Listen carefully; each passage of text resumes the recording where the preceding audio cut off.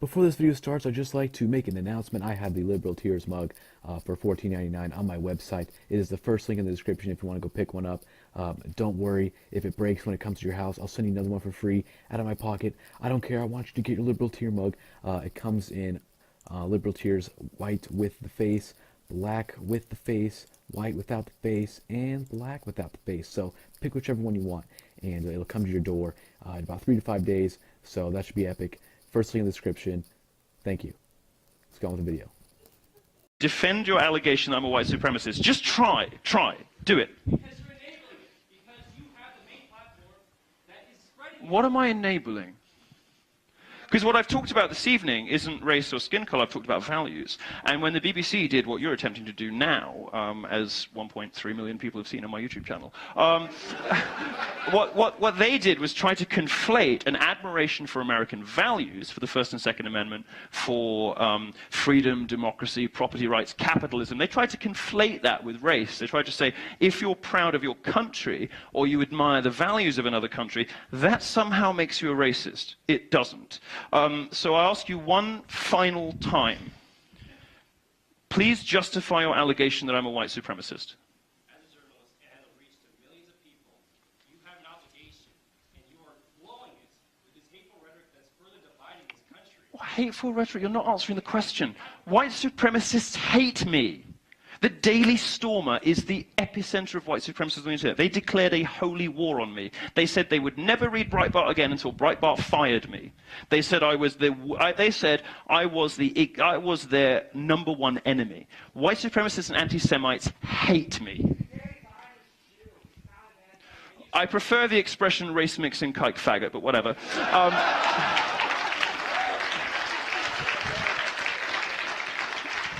Sir, racists hate me.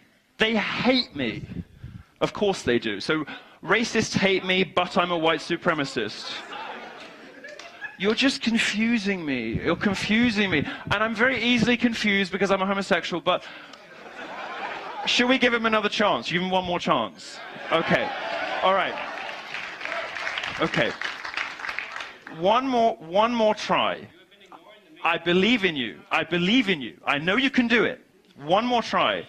Justify your allegation. I didn't ask you if I was enabling white supremacists, which is just an equally idiotic allegation, but it's not the one you made. I'm asking you to justify your allegation that I'm a white supremacist. Please do so.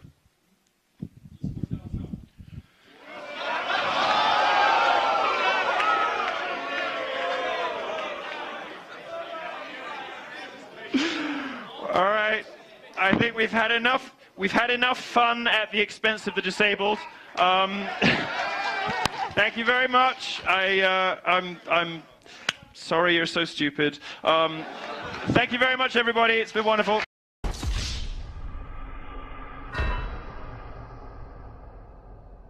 But let's be honest, let's not try and do this shell game here. You're talking namely about white police officers. You just said at least 4 or 5 times white kids are not as much in danger, black people, so don't bring up the race issue and then say that I'm obfuscating it. I'm not. It assumes hatred, and it doesn't look at statistical realities, and it is very dangerous to preach this and to get young black people to believe it, because it's not true. It's less true than ever. And hence you haven't lived the life of a black person, but yet you're saying that. See what that is? From experience. That is an intellectual fallacy. That's not fair. Stephen, you don't want to hear that. We have experience with the stuff. Larry Elder says the opposite. We're not making it up, Stephen. Larry Elder says the opposite. That's condescending to try to say you guys just making this stuff up. I didn't say you're making this stuff up. I said it's incorrect. I didn't say you're making this stuff up. I said it's incorrect. Okay, so basically you saying it's incorrect means you're making it up. It's not true. No, it doesn't. Do you know what a lie is? I think we all know what a lie is, Stephen. Okay, but do you know the difference between a lie and something being incorrect? Yes. A lie would be, the difference would be intent. I've not applied intent here. The only person who's applied intent is you to officers. I have said you are incorrect or that information is untrue. I've not called you a liar. I'm not insinuating any manipulation. I did not. This is what I'm telling you. You said it's talking down to me to say I'm making this stuff up. I didn't say you're making stuff up. I said it's incorrect. Is that fair? You said it's incorrect. Yes, you said it's correct. But what I'm telling you is that we live in this stuff. We see this stuff. I grew up seeing this stuff. We're not making it up or it's not incorrect. This is the things that we've seen in our lives, and we're talking about it. And the problem is there are some people in this country don't want us to speak about a reality that's here for the black man and black woman in America. And I'm sorry if it doesn't make you feel comfortable. Well, you know what? If you don't like it, let's fix the issue. Well, you're making the issue worse. Let's fix You're making the issue worse. Talking about it is making it worse. Your rhetoric saying that can I answer? It'd be like me talking about cancer or, you know, AIDS or something like that constantly and say, oh, you're making it worse because you keep talking about it. No, we want it fixed. If we spoke about it in an incorrect way. If we spoke about it in an incorrect way. For example, if we told people you can cure AIDS by eating sea algae, we'd be making it worse because that'd be incorrect information. You saying the problem is officers of any color or stripe are assaulting young black men because, and you don't provide numbers or statistical realities, you cover up information, you don't address information when it changes, it's not accurate, and you are actually telling people to address a problem which isn't the right problem nor the right solution, and it makes it worse.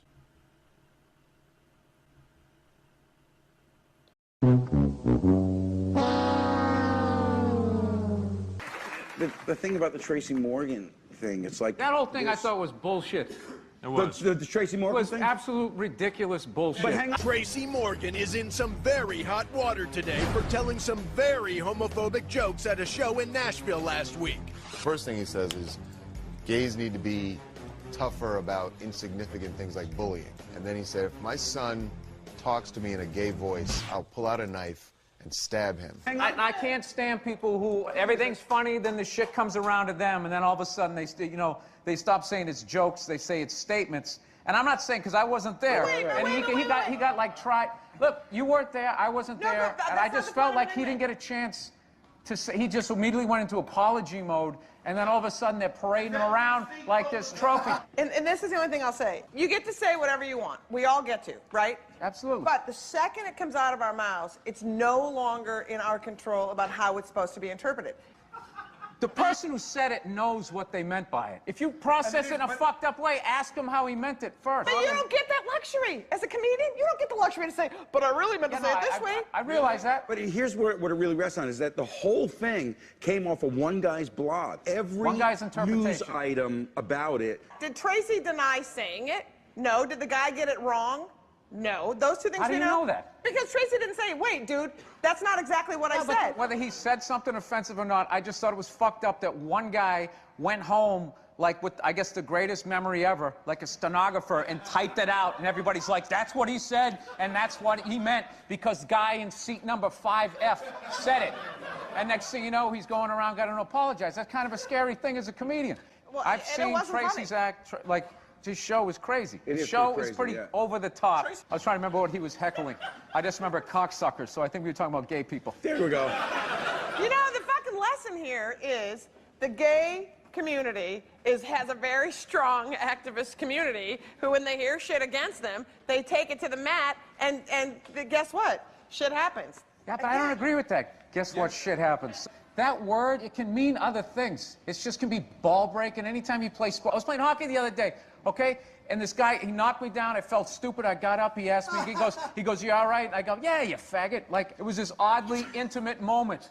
He was going, are you okay? And we were on the ice, and it made me uncomfortable. And I said, hey, you faggot, get away from me. Like, why was it that faggot was the word that came to you when he was trying to help you? These are the questions that they should ask, rather than saying, you said it, so it means this. Why did it come? Because of the way I grew up, because of the way guys are. You're not supposed to be, I fell down, are you okay? I have a Liz Winstead story from when I was an open micer that I'd like to share with you. She's on stage. She had her friend Janine DeTullio, who was a very funny comic from Boston. They're all palling around backstage, this whole girls' club. She got on stage, and she said, I'm hosting open mic night, and when I'm here hosting open mic night, I've got rules. She has a list she's reading. She decides that she's going to interrupt the stand-up comedians while they're on stage and stop them from performing their jokes. This guy, Brian, I forget his fucking name, he was a guy who would struggle to keep it together on stage every time. And he was a very gifted comic writer, but a very uncomfortable performer. So he goes on stage, and he has this joke. something about I always make sure I open up the car door for my hooker. And Liz Winstead interrupts. Stop, stop, stop. Sexism. And he says, and don't think he doesn't appreciate it, which is his punchline. Okay? So she's standing on stage right after he says that, and she stopped him. And he's so awkward, he's got his eyes closed during his fucking thing. Now, we have this idea that before feminism came along in the 60s and 70s, that domestic violence against women was completely socially acceptable. Now, I don't understand how one can come to that conclusion when the President of the United States wanted to bring back corporal punishment, which had been banned, right, in most states at that time, exclusively to punish men who batter their wives. And especially since the treatment in communities for men who were battered by their wives, of which there were many, and you can see friezes and artwork from the 1600s and the 1700s that show women battering their husbands with their rolling pins and their skillets and all of that. Robbie Burns' Ode to a Henpecked Husband, all of those things. There were women who were abusive to men at that time, and the treatment that the community gave those men was either the Skimmington Ride, which was the practice of the community coming around the house at night and beating pots and pans and screaming and throwing things at the house to shame him for allowing himself to be beaten by his wife, or they put him on a donkey backwards, holding its tail, and rode him around the town square and threw, or strapped him to a cart, and threw rotten fruit and vegetables at him to shame him for allowing his wife to beat him, okay? And these things have been just quietly erased from modern scholarship and modern accounts of history, right? Back when we thought it was okay to beat your wife, right? When we thought it was okay to beat your wife, at least when it was extremely egregious, particularly egregious, we'd strap the guy to a whipping post and give him 30 lashes. When your wife was beating you, right, it was you that got punished by the community, right? So I don't know that feminism has a balanced perspective on any of these things. I really don't.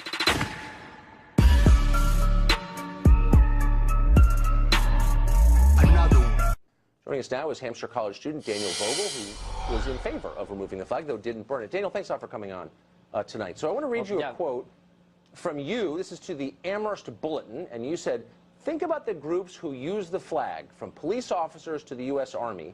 These are the forces on the ground that make oppression happen." Now, the obvious point is, obviously, if the police and the Army were to go away, sensitive college students like you would be eaten alive. What's the median family income in this country? Do you know? The median family income in this country? Yeah. What does a median family make?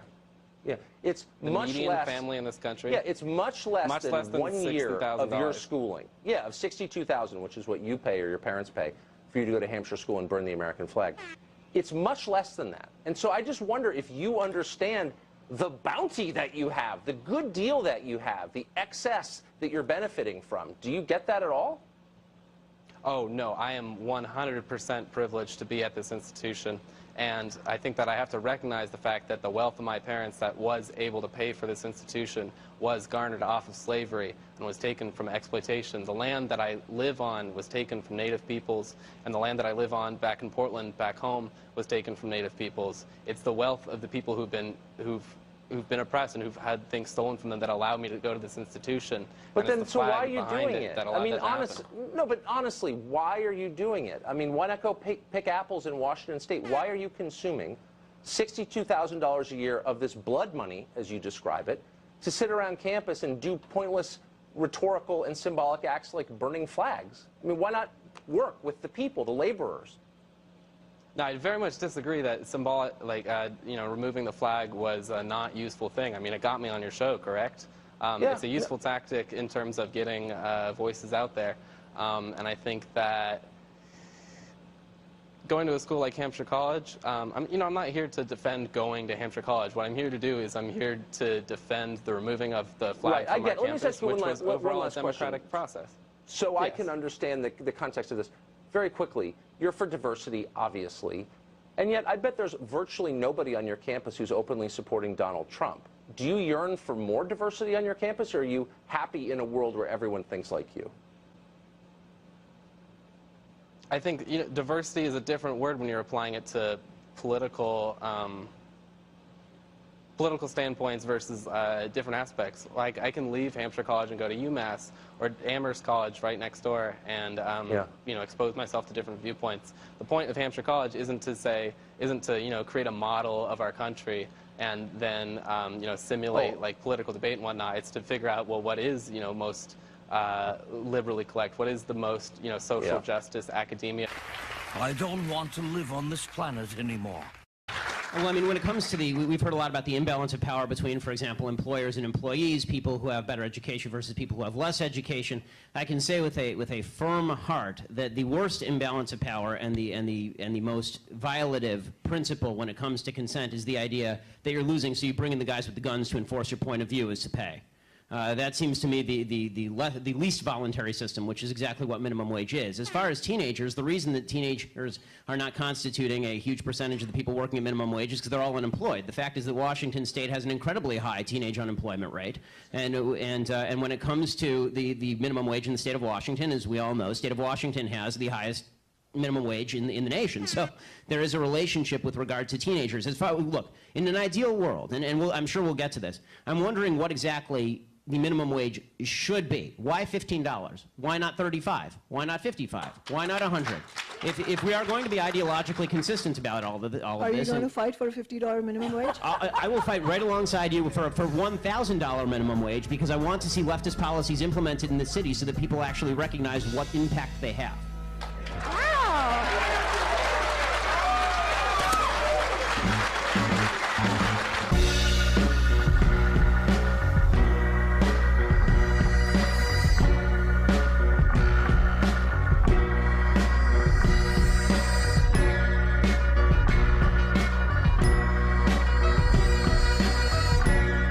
The fact of the matter is that the meme and the narratives are set around Black Lives Matter should be called Black Lies Matter, because they don't want to talk about the real issues around why Black lives haven't mattered. It isn't because of cops. It isn't because of America. It's because of the behavior of liberal blacks and the system that has made black people, unfortunately, put in situations where they are disproportionately criminals.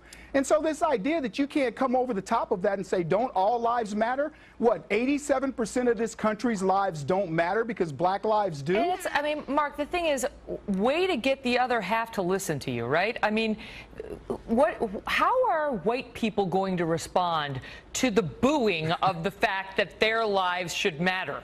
Yeah, I don't think anybody disagrees with the statement that all lives matter. I don't think any of those think you're wrong about that. Protesters disagree with that. But let's listen to this in context. What was happening there was a protest that erupted about the Black Lives Matter. Obviously, there's been a lot of frustration in the black community over news of a new woman that was died in police custody again in Texas. And so no proof that that was by an intentional action by a police officer whatsoever. No, well, we should reserve judgment and wait to see how this unfolds. Like we should have in the Michael Brown case in Ferguson, which helped give birth to the Black Lives Matter movement, the fact of the matter and it was based on a lie. The fact of the matter is more than 400, about 400 people have died at the hands, unarmed people at the hands of police, and a disproportionate number, and I'm sure Kevin is outraged by this, a disproportionate number of those is black. Now, listen to why this is insensitive. But way more white people have been killed at the hands of police officers over the past 2 years than blacks have. If you look at proportions, that's not exactly right. There's a proportion more black members of the community have. But go ahead. It's Kevin's turn. Go ahead, Kevin. Absolutely. Look, that's absolute fallacy And it's what these guys do. They come on all the time. They spew out this nonsense data because they know that the least common denominator is not going to check it. It's nonsense. White people are killed in disproportionately more high numbers in percentage to crime than blacks. And you don't see white people running around talking about white lives matter.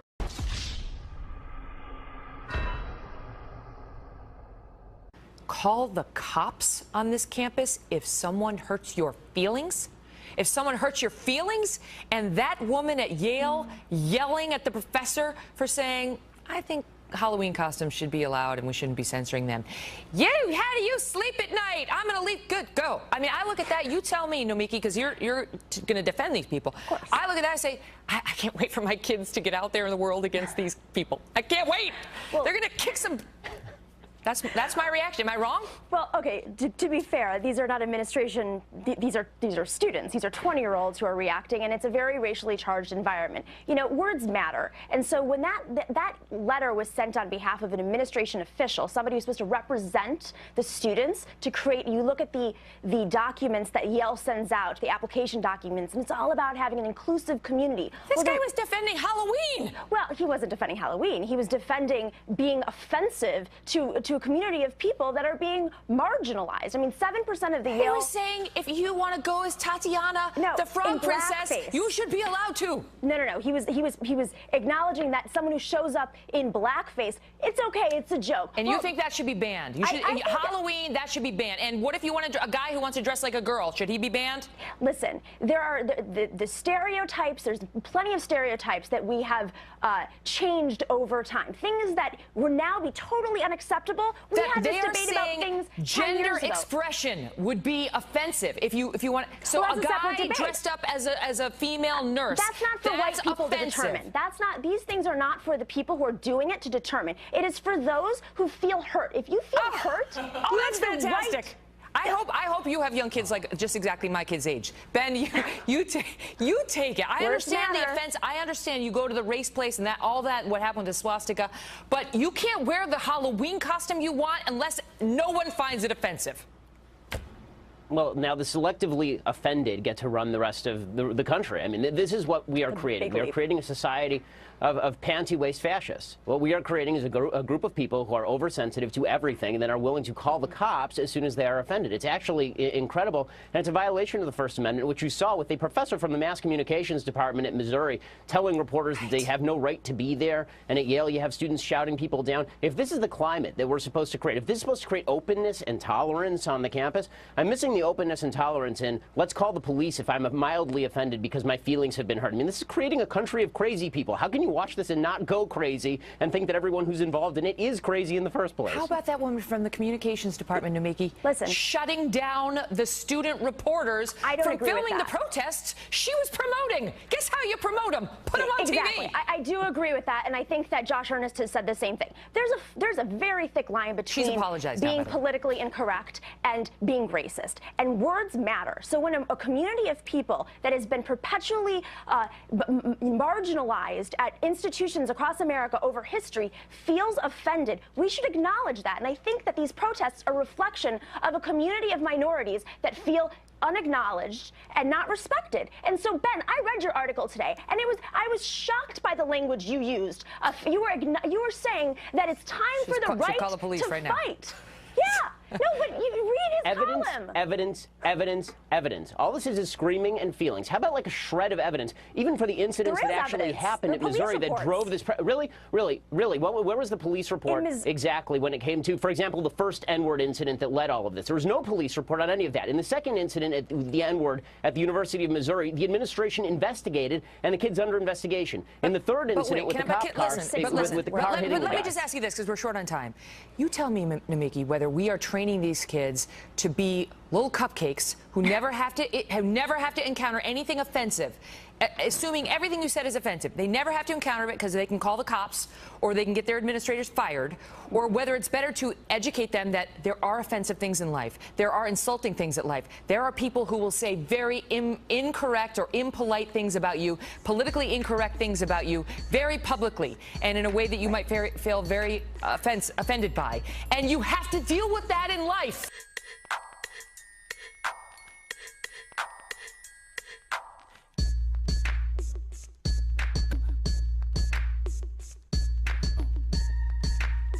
in moments of hysteria, fear, conflict, there have been exceptions. Internment was an exception. Well, who's hysterical right now? And we can have that debate later. No, who's hysterical right now?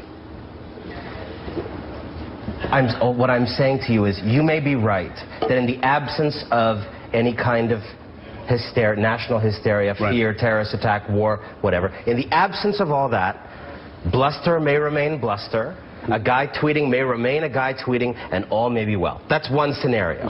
I just think we need to be alive to a second scenario that our country also gives us the basis to think about, and which I think is underrepresented in some of these conversations, which is that at certain moments, a terrorist attack of a particular kind that fills people with fear gives the president a license to do things that he could not do 2 days before. We know that with mass surveillance. We know it with torture. We know it with internment. I don't think it's underrepresented. I think the problem is that fear has been overrepresented in these papers, and you have a situation where it's the boy who cried wolf, and everybody keeps talking about him being a neo-Nazi, and then what happens is, what do you call him next after call him a neo-Nazi when perhaps somebody in the administration does suggest something that Joe, do you think of the Constitution? You read history and you know very well there have been moments like this where there have been disagreements about the appropriate level of alarmism. FDR in terms No, I'm talking about other countries that went in worse directions than we did. I'm talking about our country. But the part of the problem is if we only talk about our country,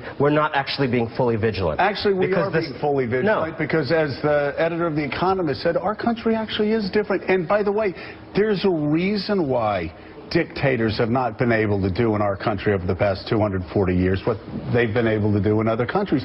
That's because James Madison put together a constitution along with Alexander Hamilton that created a system of checks and balances. They were able, that, by the way, that will, and I've said this to Donald Trump before, when he was attacking Paul Ryan, they said it on the air, Paul Ryan, he can shut you down and Joe, stop you from passing under that system of checks and balances, we were able to do torture, we were able to do mass surveillance, we were able to do internment, we were able to do segregation, we were able to do slavery. So all I'm suggesting to you is that within our tradition of things that have been judged legal, I'm not saying, let's just say I'm ruling out things more worrisome than those things. But we can agree those things at different points in our history have been considered legal and constitutional. Internment, et cetera, yes. And the internment case, Korematsu, has never actually been overturned. All right. So, I understand the case for being calm, but if I'm not saying being calm. If you are wrong, what we get is something very much more dangerous than if I'm wrong. Right. That's all I'm arguing. That's why I said we stay vigilant. I just personally have confidence in the Supreme Court of the United States and Congress and the system of checks and balances in our Constitution that I do think that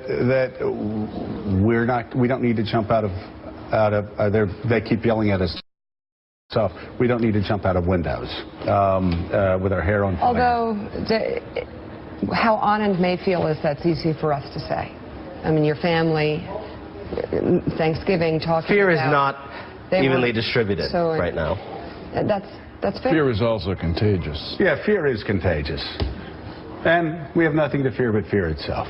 Also, I think it's a little scary that a month before he even takes over the presidency, we're already talking about the need for a Supreme Court. Well, that's scary to you. That's called the First Amendment. You want the First Amendment to suit you the way you want to suit it. I guarantee you, Anand, there are 50% of Americans at least who believe that somebody that burns the American flag should be. And the whole point of the First Amendment hold on a second. is to restrain what a majority can do. Okay, but the First Amendment also has its limits. I support the ability of people to be able to burn the American flag if they want to. But people have the right in this country to debate it. And it does not mean that the Third Reich is going to march down our street. I didn't say Third Reich. Somebody tweeted it. We don't, okay. I don't worry about flag burning. I worry about you have the final say, and we've got to go because they're screaming in my ear. Go.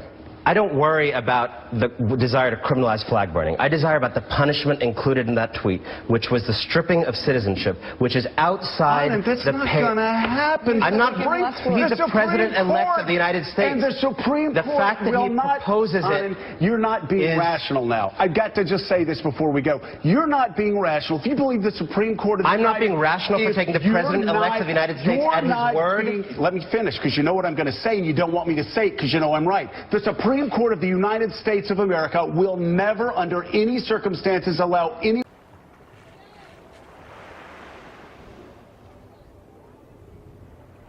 Hello, everyone. Hey, I'm just stopping by to remind you that liberals are insane. Social justice warriors are becoming more violent and triggered than ever before. Anyways, be sure to subscribe to KGP TV on YouTube and have a blessed day. Yeah, man.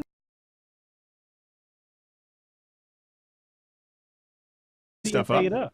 I said it's incorrect. I didn't say you're making this stuff up. I said it's incorrect. Okay, so basically you saying it's incorrect means you're making it up. It's not true. No, it doesn't. Do you know what a lie is? I think we all know what a lie is, Steve. Okay, but do you know the difference between a lie and something being incorrect? Yes.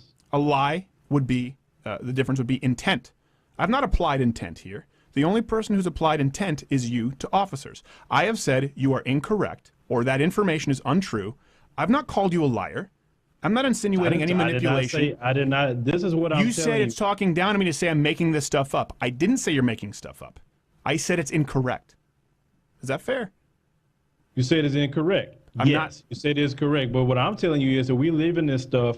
We see this stuff. I grew up seeing this stuff. We're not making it up or it's not incorrect. This is the things that we've seen in our lives and we're talking about it. And the problem is there are some people in this country don't want us to speak about a reality that's... Sir, racists hate me. They hate me. Of course they do. So racists hate me, but I'm a white supremacist. You're just confusing me. You're confusing me. And I'm very easily confused because I'm a homosexual, but... Should we give him another chance? Give him one more chance. Okay. All right. Okay. One more try. I believe in you. I believe in you. I know you can do it. One more try.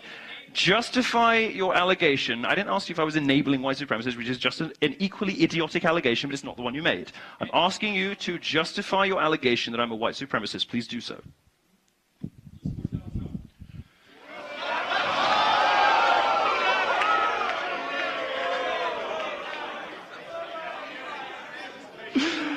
All right, I think we've had enough. We've had enough fun at the expense of the disabled. Thank you very much. I'm sorry you're so stupid. Thank you very much, everybody. It's been wonderful.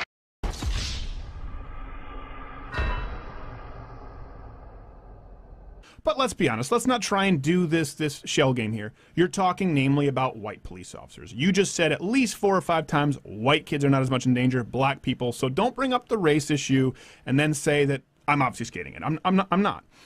It assumes hatred, and it doesn't look at statistical realities, and it is very dangerous to preach this and to get young black people to believe it, because it's not true. It's less true than ever. And hence you haven't lived the life of a black person, but yet you're saying that. See, so, see what that is? From experience. That is an intellectual fallacy. That's not fair. Stephen, you don't want to hear that. We have experience with the stuff. Larry Elder says the opposite. We're not making it up, Stephen. Larry Elder says the opposite. That's condescending to try to say you guys just making this stuff up. I didn't say you're making this. Freedom, democracy, property rights, capitalism. They try to conflate that with race. They try to say if you're proud of your country or you admire the values of another country, that somehow makes you a racist. It doesn't. So I ask you one final time. Please justify your allegation that I'm a white supremacist.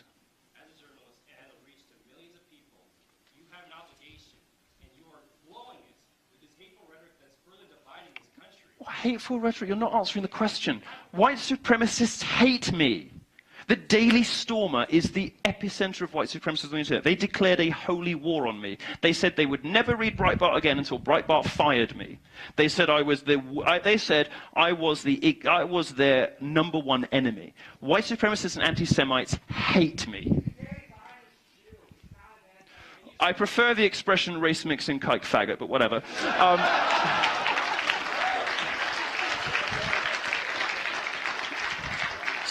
Before this video starts, I'd just like to make an announcement. I have the Liberal Tears mug for $14.99 on my website. It is the first link in the description if you want to go pick one up. Don't worry if it breaks when it comes to your house. I'll send you another one for free out of my pocket. I don't care. I want you to get your Liberal Tear mug. It comes in Liberal Tears white with the face, black with the face, white without the face, and black without the face. So pick whichever one you want, and it'll come to your door in about 3 to 5 days. So that should be epic. First link in the description. Thank you.